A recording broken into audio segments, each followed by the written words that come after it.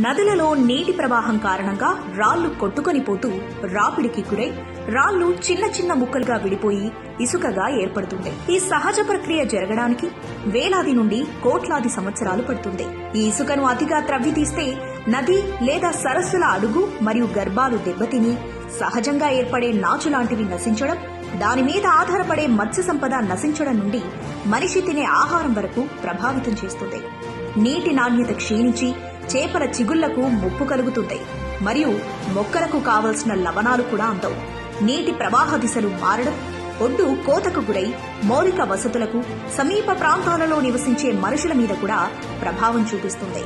ఓవైపు నీటి ఎద్దడి, మరోవైపు వరదలు, ఇంకోవైపు కలుషిత ప్రాంతాలుగా మారిపోతాయి సమీప గ్రామాలు మరియు ప్రాంతాలు.